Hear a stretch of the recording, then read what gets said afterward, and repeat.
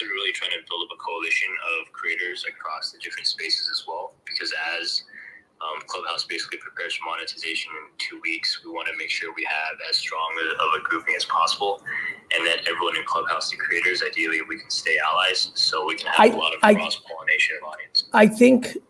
I think that's great and all, but I think if you listen back to the recording of this, my big recommendation is to understand the second that you go for monetization is the second that you change your relationship. Right. For me, it's never going to be about monetization. Clubhouse is going to monetize, but for me, my personal brand, it's never going to be about monetization because I get enough income from my real estate streams. Well, Clubhouse is not going to monetize without you sharing in that monetization. That's a really good point.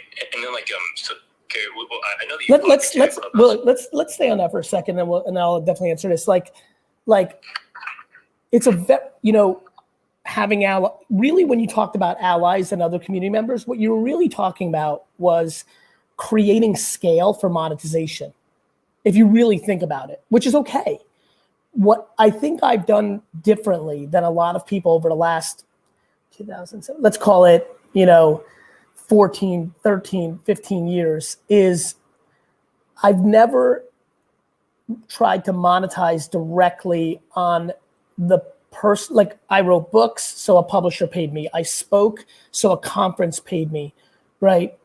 Even my wine thing, it's like, look, if you buy wine, cool, I'd like your business. But the core of what I do has been around brand building and community, not about the monetization. I think a lot of people are about to make massive missteps in monetization with Clubhouse because they're going to think transactional and short term. And they're going to think it's long term. Like, whoa, I've been fucking going hard on here for 6 months. And that shit makes me laugh because that's just not a long time. It's a blink of an eye. Yeah. So just keep that in mind. I mean, the longer you can provide this support, don't forget, the second you're going to come to the UI of this and there's monetized rooms and there's not, a lot of people are going to pick the non-monetized rooms because the information is going to be just as good. It's going to be really hard for somebody to sell marketing and social media rooms if I'm in here putting out shit for free. Right. Absolutely. Or it's not going to be hard, but it's going to be limiting in their upside. How do you find, the thing that just naturally sets you apart from other people without trying to look like you're trying to do that? You know what I mean? Of course I do. First of all, I think that naturally happens by being a human being. First of all, thank you so much for your service, Austin. I really mean that. Number two, back to the question, you're going to be you. You're going to be set apart by you to begin with. I think, again, there's general advice that sometimes puts people down the wrong path. I think what you need to do is build an audience first. And I think it's very hard to do that on YouTube. First of all, it takes a long time and it takes a lot of craft. And I think you being on Clubhouse right now, if I'm you, I'm starting a room right now called like military investment advice and just sitting. And at first it's 6 people that were from the military or grew up in the military or military. Like, I think you just find places that you can naturally build audience. I think you can build a much bigger audience on Clubhouse than you can on YouTube every day of the week right now for the next 6 months. I don't want you to make a decision that it has to be YouTube. Okay. Yeah, that's really awesome. Honestly, I have thought about that. The main thing is, like you said, like if I'm just starting a room and I'm sitting there talking to myself, like I didn't know how to, really just the best way to start talking is to be a great listener. When nobody knew who I was on Twitter, all I did was reply to people on Twitter about wine because that's what I knew. What you can do is first become a contributor to a lot of rooms that talk about finance and investing, speak towards that military angle, and start amassing. I mean, you've already got, 76 followers in here. Nobody knew who the fuck you were. You probably said some shit that mattered in some room and people started following you. I think you need to become a contributor before you become a host.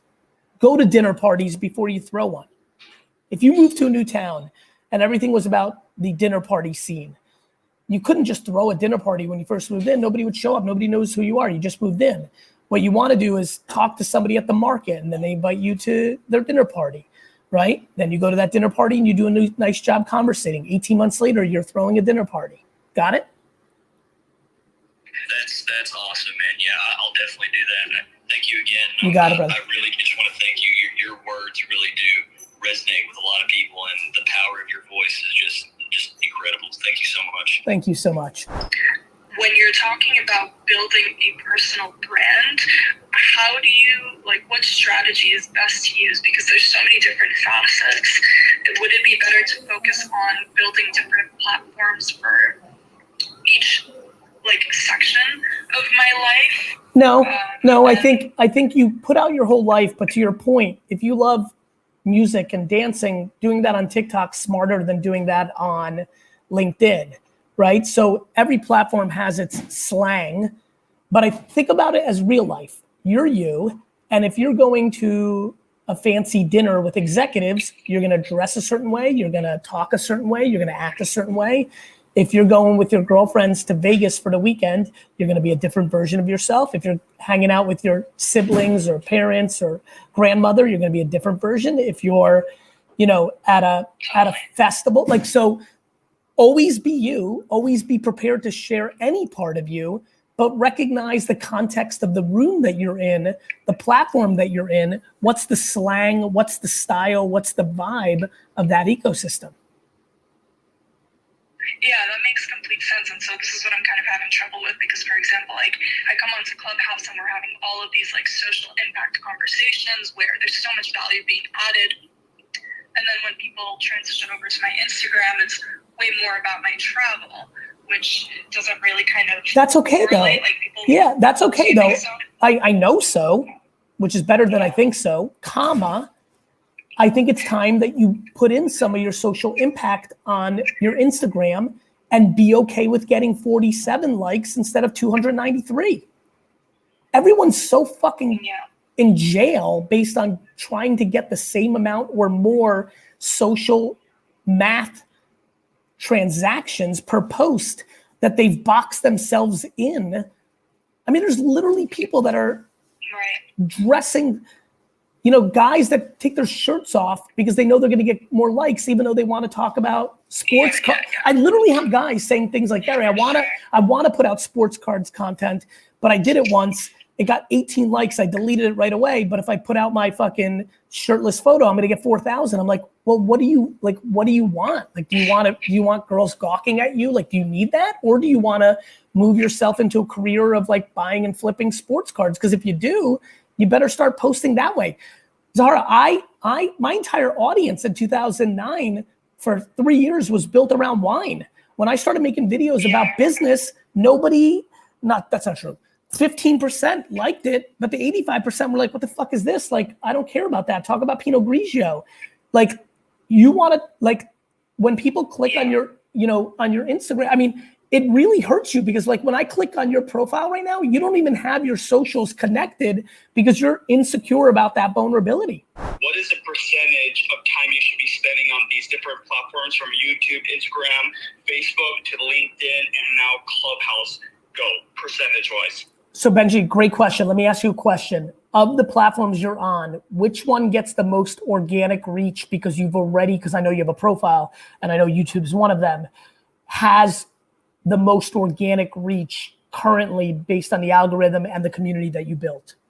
Well, definitely YouTube, but second is now Clubhouse. Makes sense. So to me, Benji, if I'm you, I would probably create a lot more YouTube videos. Notice how earlier I said to somebody, hey, start making Instagrams that don't do as well, but accomplish what you want. If I'm Benji, I'm putting out way more YouTube videos around Clubhouse, around LinkedIn, and around TikTok, because those are the 3 places where organic reach is through the roof. And so that you can diversify and build up profiles on all 3. Make sense? Totally. Thank you so much, Gary. It's great to talk to you. Thank you. Love you, pal. All right, everybody. Thank you so much for this.